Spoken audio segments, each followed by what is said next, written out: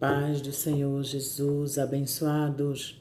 Bom dia para cada um de vocês. Mais uma manhã que as misericórdias se renovam não só na minha vida, como na vida de vocês. Mais uma semana abençoada em Cristo Jesus. Mais uma semana que o Espírito Santo continuará falando não só ao meu coração, mas ao seu coração também. Que vocês possam ser ricamente edificados, já agradecendo tua visualização, o teu like, teu compartilhamento, teu comentário. Meu muito obrigado por me ajudar a propagar o Evangelho. Amém?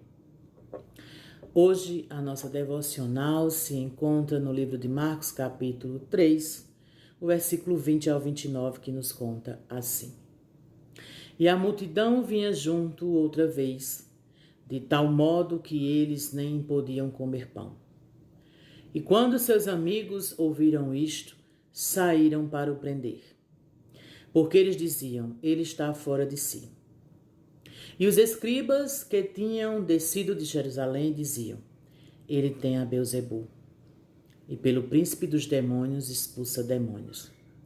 E chamando-os para si, disse-lhes por parábolas, como pode Satanás expulsar Satanás?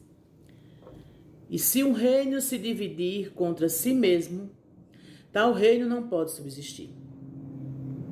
Se uma casa se dividir contra si mesma, tal casa não pode subsistir.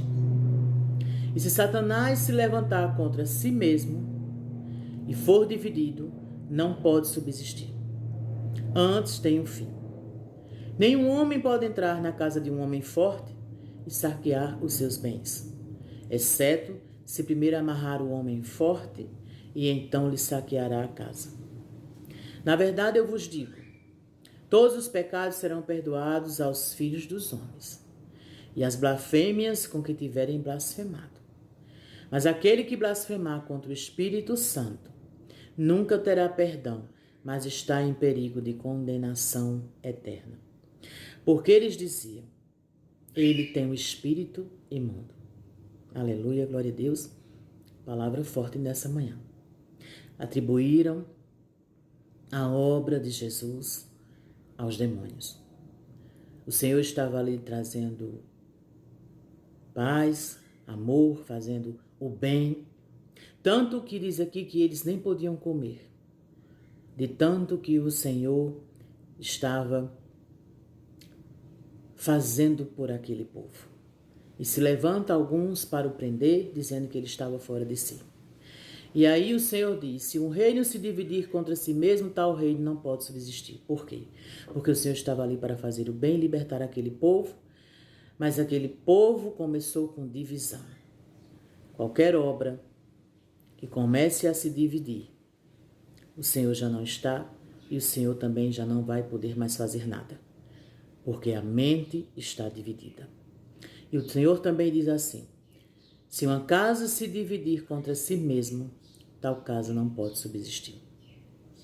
E quando o Senhor fala de casa, fala de nossa casa, fala de nós mesmos também. E nós temos que vigiar para que nós não sejamos o fruto de fermentação do maligno. Porque o Senhor é aquele que habita na união.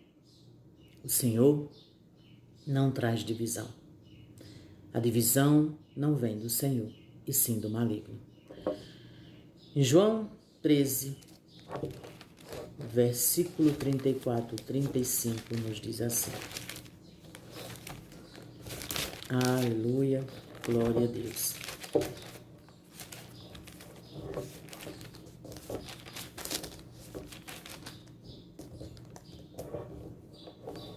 João 13, versículo 34, 35, nos diz assim. E um novo mandamento eu vos dou, que vos ameis uns aos outros assim como eu vos amei. Que vós também vos ameis uns aos outros. Nisto todos os homens conhecerão que sois meus discípulos, se tiverdes amor uns aos outros. Não tem como o Senhor fazer. Não tem como o Senhor operar numa cura, numa libertação, numa salvação, numa restituição, numa restauração, se não houver amor. Por isso que ele diz, se um reino estiver dividido, ali quem opera é o maligno. O Senhor estava fazendo bem, o Senhor estava colocando as coisas em ordem e atribuíram a obra do Senhor ao maligno. Isso é um pecado imperdoável. Uma casa dividida, uma família dividida, não subsiste. Uma família com ódio, com rancor, com falta de perdão, com desonra, não tem como evoluir. Não tem como o Senhor operar. Aleluia, glória a Deus. 1 Timóteo 5,18. Aleluia, glória a Deus.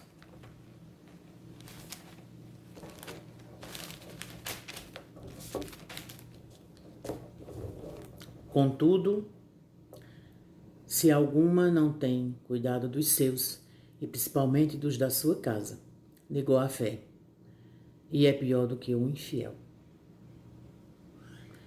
Nós precisamos ser aqueles cristãos que unem as pessoas, não que trazem fermentação, principalmente os da nossa casa, principalmente os da nossa família. Não tem como o Senhor operar se eu não amo os meus, se eu não perdoo os meus, se eu não suporto os meus. Aí eu quero a minha família servindo ao Senhor. Mas é você que traz o espírito de divisão, é você que traz o espírito de fermentação. Não tem como o Senhor operar. O Senhor opera na união, na paz, no amor, na generosidade, na compreensão. É assim que o Senhor trabalha. Ah, mas eu já apanhei muito e eu prefiro que essa pessoa esteja distante de mim. O Senhor também não habita dessa forma. O Senhor também não opera dessa forma. A nossa família é o nosso primeiro ministério. É o ferro afiando o ferro. É suportando-os, é compreendendo, é perdoando, é amando, é reconhecendo que os nossos são os primeiros a carecer do nosso amor, da nossa atenção e do nosso perdão, da nossa compreensão. Entendendo que alguns não estão evoluindo da mesma forma que nós decidimos. Quando a gente decide evoluir, alguém também fica um pouco para trás e a gente precisa ter esta compreensão, que não tem como o outro nos acompanhar. Cada um tem o seu limite, cada um tem o seu tempo de aprendizado, cada um tem o seu tempo de libertação. Aleluia, glória a Deus. 1 João, capítulo 3, o versículo 14 e 15 diz assim: Nós sabemos que passamos da morte para a vida porque amamos os irmãos. Aquele que não ama seu irmão permanece na morte. Misericórdia, Jesus. Qualquer que odeia o seu irmão é homicida, é assassino, em outras traduções. E vós sabeis que a vida eterna não permanece em nenhum homicida e nenhum assassino. Quando nós não perdoamos, quem quer que seja, nós carregamos aquela pessoa nas costas. É um fardo muito pesado. Não perdoar os nossos. Não perdoar os nossos irmãos.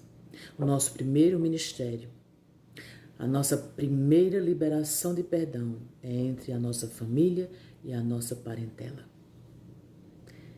Se eu quero ser luz, se você almeja ser luz, se nós queremos ser pequenos cristos aqui na terra, nós devemos começar pelos nossos familiares.